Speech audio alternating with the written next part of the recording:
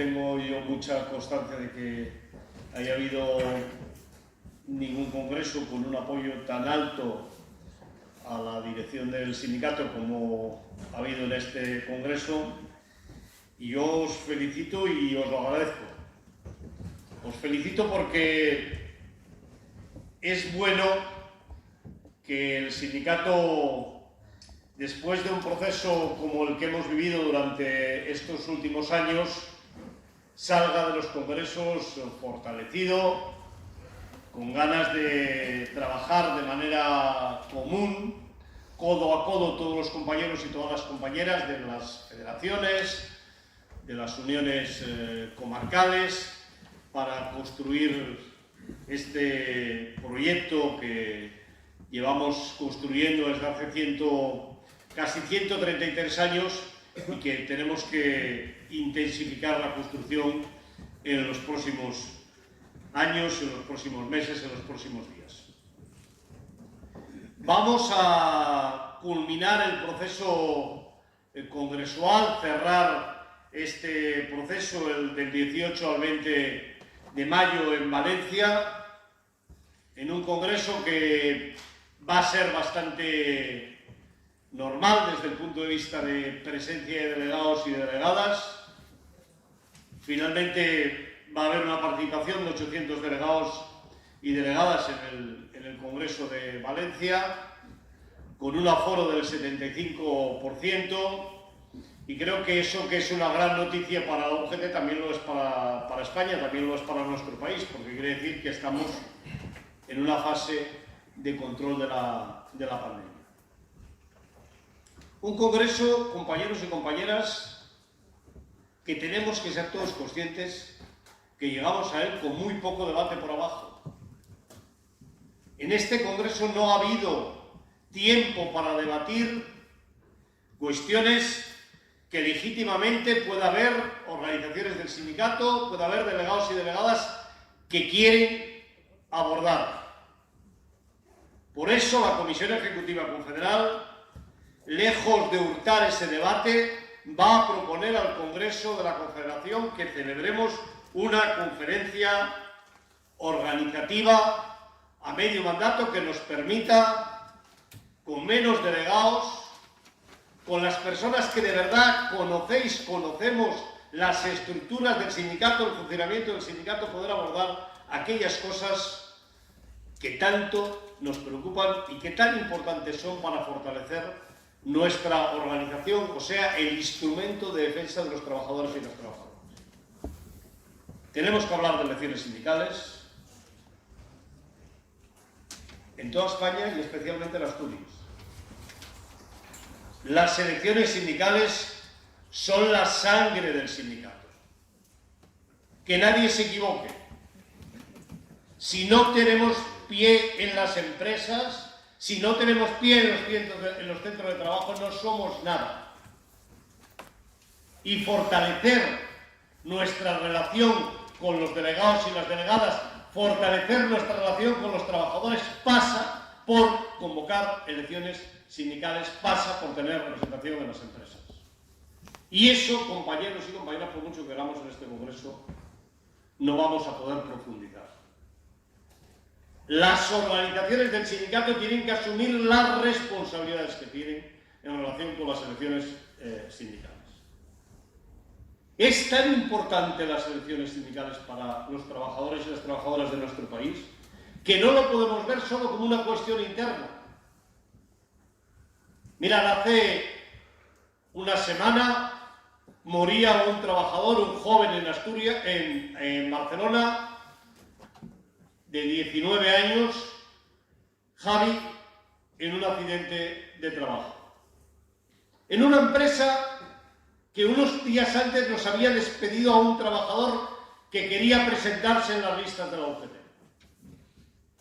En una empresa que hace un año la propia FICA, la Federación, en Cataluña había presentado una demanda ante la Inspección de Trabajo por cuestiones de salud y seguridad. Si tuviéramos representación en esa empresa, yo estoy seguro que ese accidente no se hubiera producido. Ese paraguas de derechos, compañeros y compañeras, no es solo para nuestras siglas, es para los trabajadores y las trabajadoras. Y por eso también el Congreso Confederal tiene que resolver que hay que exigir al gobierno que tome medidas contundentes. Tiene que estar penalizado en el Código Penal de nuestro país el abuso contra los derechos de los trabajadores y las trabajadoras. Esto no es una broma. Nos jugamos el futuro del trabajo. Nos jugamos el futuro de los derechos de los trabajadores y de las trabajadoras.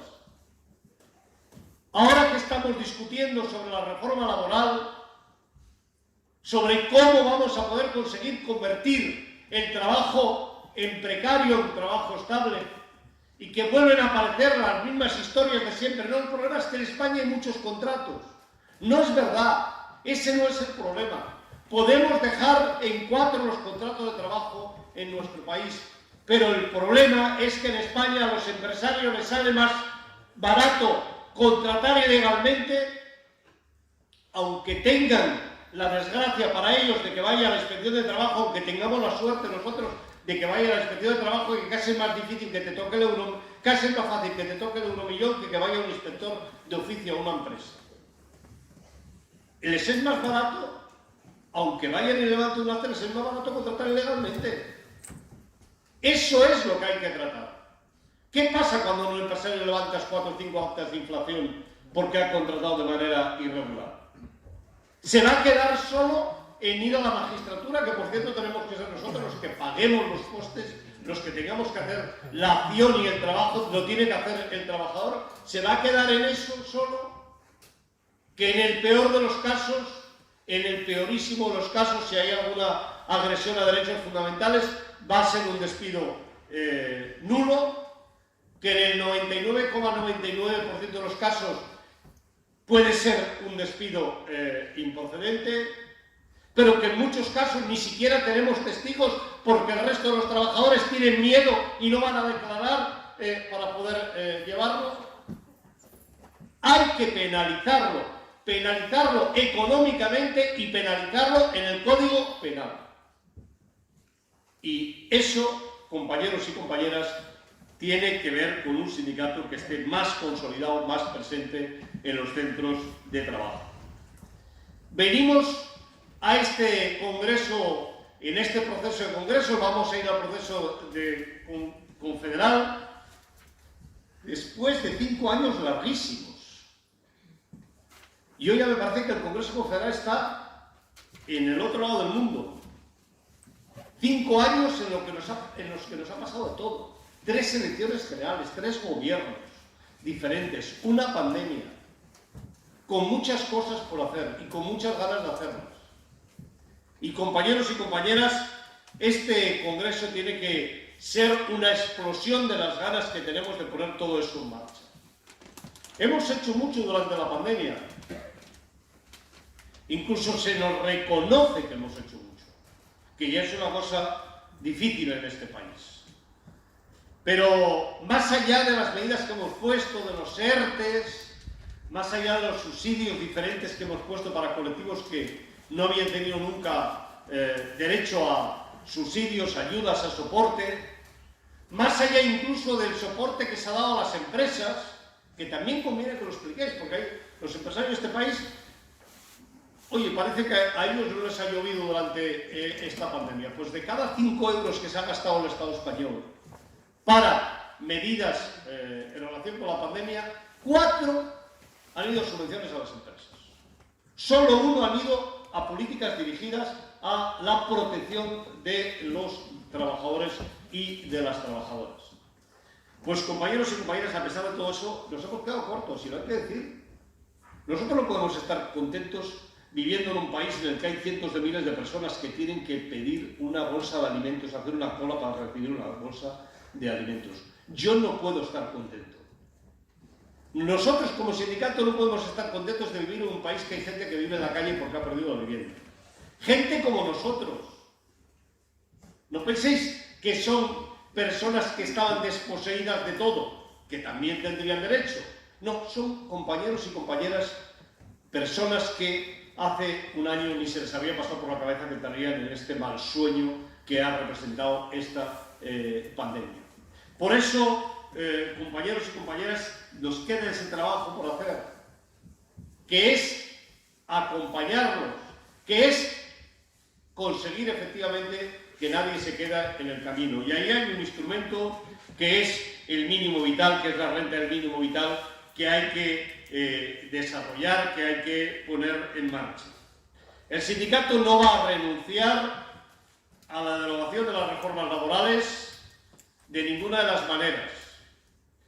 Y nadie tiene que contraponer la derogación de las reformas laborales frente a un proceso de negociación en el que estamos dispuestos a sentarnos, estamos dispuestos a discutir, a hablar, pero, compañeros y compañeras, nuestro objetivo es la derogación total de las reformas laborales.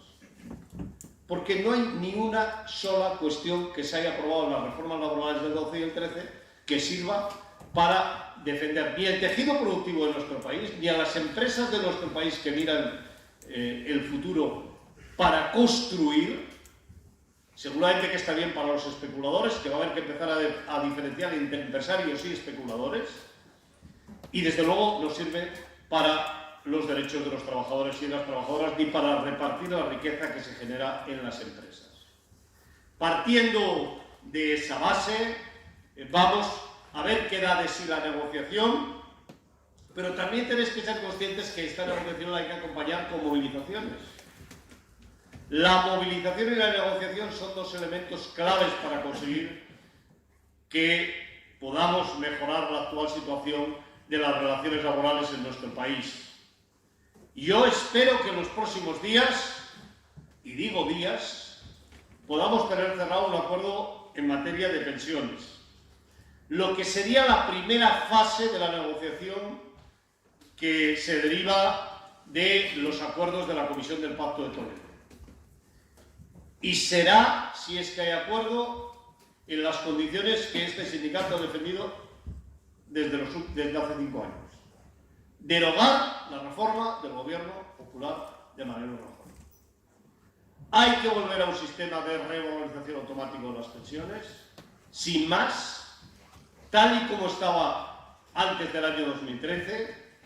Hay que hacer desaparecer el factor de sostenibilidad que aprobó el Gobierno de Rajoy y hay que mantener la actual situación por lo que hace referencia a las jubilaciones antes de la edad reglamentaria de jubilación.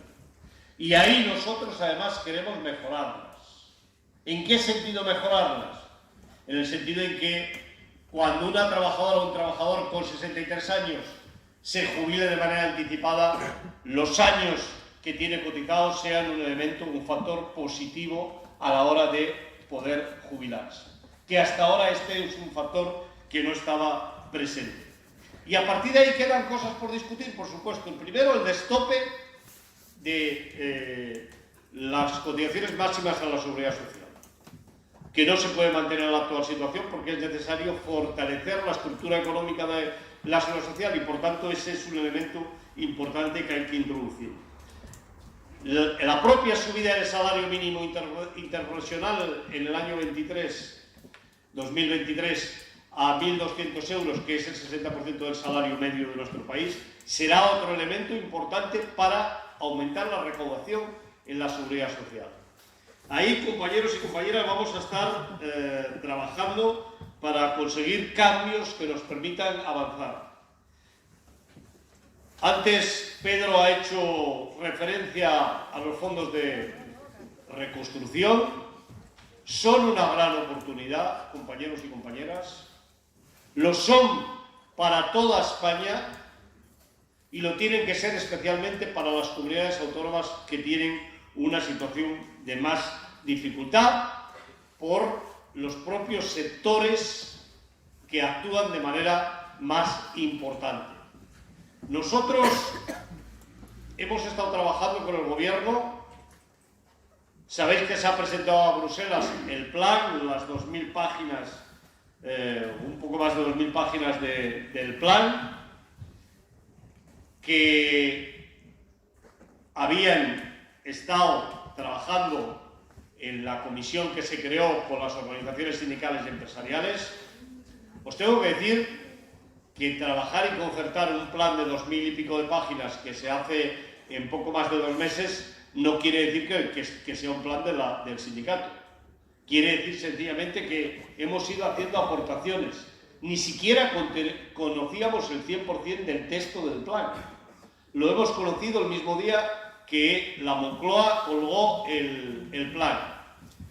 Pero más allá de las cuestiones más que discutibles, que va a haber que hablar, que va a haber que concretar y que va a haber que concertar con la sociedad, algunas con las organizaciones sindicales y las organizaciones empresariales, a mí me parece que es una hoja de ruta extraordinariamente positiva para nuestro país. Una hoja de ruta que tiene que ser discutida y negociada, como os decía. Porque, compañeros y compañeras, la transición ecológica, la transición medioambiental que necesita nuestro país, tiene que ser negociada y concertada con la sociedad. Nadie en este país nos va a dar a nosotros ninguna lección de defensa del medio ambiente. El medio ambiente para nosotros es tan importante, compañeros y compañeras, como que somos absolutamente conscientes que no hay estado de bienestar si no somos capaces de poner fin a esta degradación que sufre nuestro planeta. Por supuesto, que nadie lo ponga en duda. Ahora, este proceso tiene que ser un proceso de transición en el tiempo, transitar de un sistema a otro sistema. Y para transitar necesitamos tiempo. Yo suelo decir que antes de desenchufar una actividad tiene que haber otra que ya está enchufada y está funcionando. Y en Asturias sabemos como nadie que si no se hace así, esto no funciona. Por eso es tan importante que el gobierno sea consciente de que esta es una cuestión absolutamente imprescindible. Si se cierra una térmica, antes de cerrarla, tiene que haber una actividad que esté en marcha. No sirven planes que ya veremos. Son actuaciones concretas que tienen que estar puestas en marcha, que lo tienen que sustituir.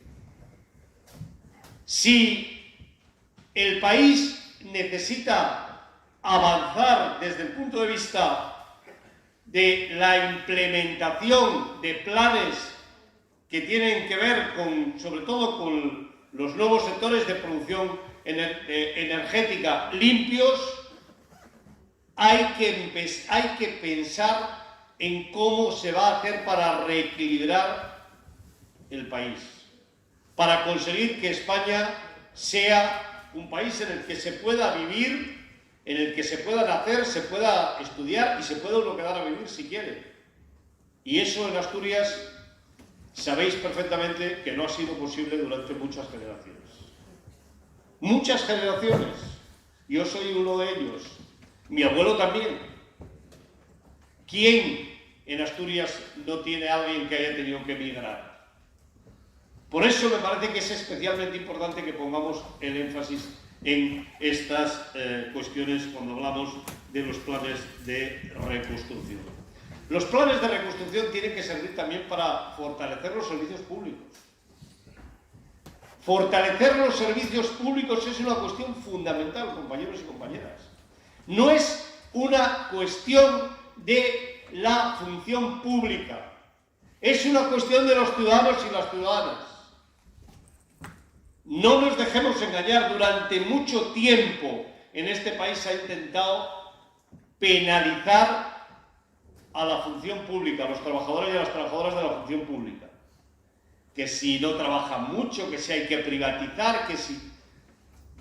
La pandemia creo que ha puesto de manifiesto hasta qué punto tenemos una necesidad imperiosa de revisar todo lo que tiene que ver con la función pública en nuestro país. Desde luego, en los servicios sanitarios, en los servicios sociales, lo que ha ocurrido en las residencias de mayores en nuestro país es una vergüenza, es un escándalo.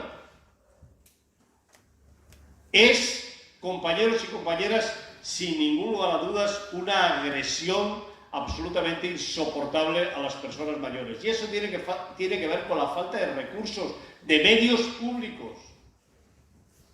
Pero podemos verlo desde otra perspectiva. ¿Qué ha pasado con el SEPE? ¿Qué pasa con la Seguridad Social? ¿Qué ocurre si hoy uno de nosotros tiene que ir a solicitar porque llega la hora de jubilarse, la pensión, depende de qué comunidad autónoma esté, 6 meses?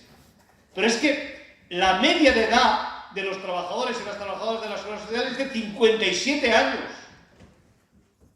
Hay que acabar con la tasa de reposición, se tiene que derogar. Tenemos que tener los empleados públicos necesarios para que nos puedan atender en buenas condiciones. Y esto tiene que ser una demanda del conjunto del sindicato, tiene que ser una demanda del conjunto de la sociedad.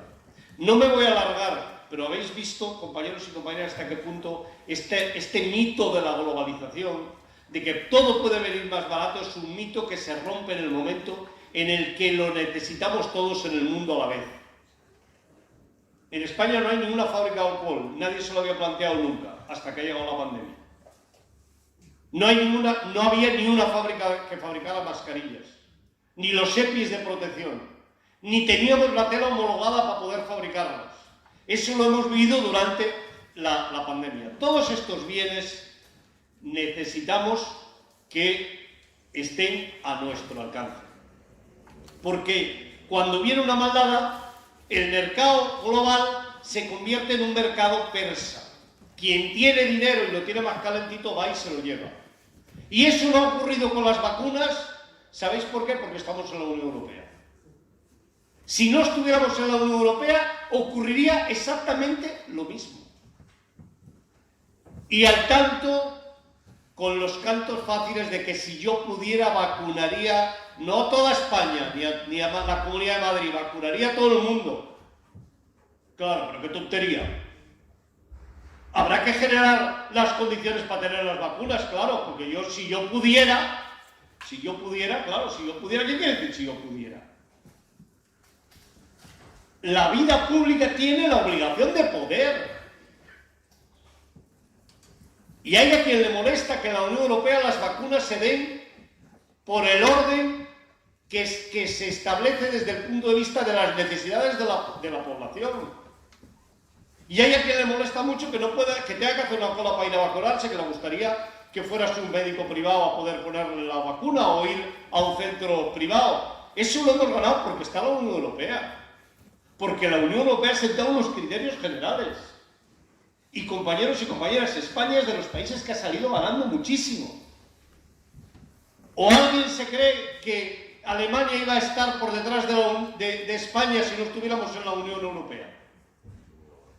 La Unión Europea, compañeros y compañeras, ha marcado unos criterios que tenían que ver con la situación de pandemia y las necesidades médicas y de salud. Y eso hay que defenderlo, porque si no lo defendemos, acabaremos como se ha acabado en la Comunidad de Madrid, con la ultraderecha volando y explicando fantasías que después pagaremos el conjunto de los ciudadanos y de las ciudadanas. Quiero acabar brevemente con una cuestión que me parece muy importante, que es el tema de los impuestos. En este país, algunos días, uno tiene la sensación de que de las fuentes van a manar euros. O que alguien nos va a dar los duros a 4 pesetas, que eso ya no lo entendemos nada más que los que tenemos una edad. Pues no, ni de las fuentes van a manar euros, ni nadie nos va a dar duros a 4 pesetas. Hay que tener un sistema impositivo justo, progresivo, que pague más quien más tiene. Hay como en España como una especie de campaña de a ver quién es el que quita primero el impuesto de sucesiones, que es arcaico. No, los impuestos para algunos son arcaicos, claro, si lo quieren tener todo. ¿Cómo se puede decir que es arcaico el impuesto de sucesiones, que es uno de los impuestos más justos. Si uno cuando se jubila, uno cuando se muere, deja su patrimonio, parece razonable que una parte de ese patrimonio se reparta. ¿Para qué? Para poder tener servicios educativos, para poder tener servicios de salud, para que los niños tengan unas ciertas igualdad de oportunidades en las escuelas o en las universidades. Hemos visto Corea del Sur hace unos días, la Samsung, que reparten el gran imperio, se muere el propietario y tienen que repartírselo. Y el Estado se lleva 9.000 millones de euros. Y lo que más sorpresa me ha causado es que los herederos dicen que están muy satisfechos de pagar. Pero es que no es razonable. Hay que contribuir al bien común de la sociedad y, de verdad, desde el sindicato nos tenemos que poner las pilas. Esta es una cuestión que no es partidaria, que es de clase, compañeros y compañeras, que no es defender a un partido o a otro partido, es defendernos a nosotros. Por eso me parece que es muy importante que en los próximos tiempos seamos capaces de escuchar algunas voces que vienen del otro lado del Atlántico. Yo me he quedado sorprendido con el discurso del presidente Joe Biden, que explica una cosa que además es poco discutible. Habla de los sindicatos y habla de que los sindicatos somos las organizaciones, y nosotros podemos decir que somos, con mayúsculas, somos la segunda organización más antigua del planeta, que han traído las clases medias al mundo. Y fijaros ahora las clases medias que nos ven de lado. Y es verdad, porque las clases medias nacen justamente de ahí, del reparto de la riqueza. Nacen justamente de ahí, de la igualdad de oportunidades desde un sistema educativo que pueda igualar las opciones de la gente. De ahí es de donde pueden nacer las iniciativas que luego generan actividad, generan riqueza.